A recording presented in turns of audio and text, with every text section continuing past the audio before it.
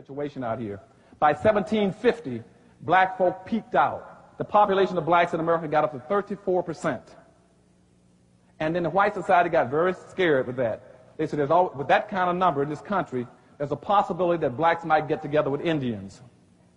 So then in every treaty that whites were signing with Indian treaties, they put an incentive in there for the Indians to turn against black folk. They say every time you catch a black, you're to turn him in. And they would pay an Indian $20 on average to chase down an escaped runaway slave, to track him in the woods and bring him back to his plantation. And because of that, Indians in America allied with the white dominant society.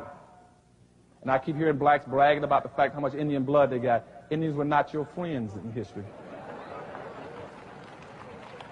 They were not your friends. And I don't mean to put the Indians down. Indians got special problems. I'm not putting anybody else down. I'm not going to put the Hispanics down. I'm going to tell you the truth. And out of the five civilized tribes in the United States, all five of them sided with the South to keep slavery. In a 20-year period between 1840 and 1860, the biggest killers of blacks in America were Indians.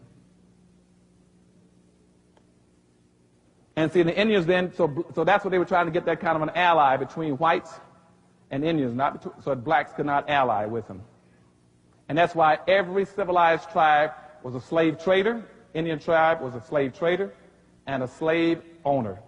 As a matter of fact, in Camp Smith, right not too far from me in Texas, in 1867, in Camp Smith, the Choctaws and the Chickasaws still had slaves even 2 years after the war and wouldn't turn them loose. And the United States government gave them $300,000 to turn black slaves loose to the Chickasaw and Choctaw Indians and said, we'll give you $300,000 and take this money and divide it up and turn those black slaves loose and give them some land.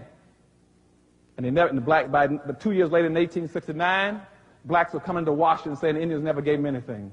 And to this day, blacks never got a penny from the Indians. So what I'm saying is everybody has been against blacks because we've never been united. But so when I leave here after today, I want you all to be together, okay?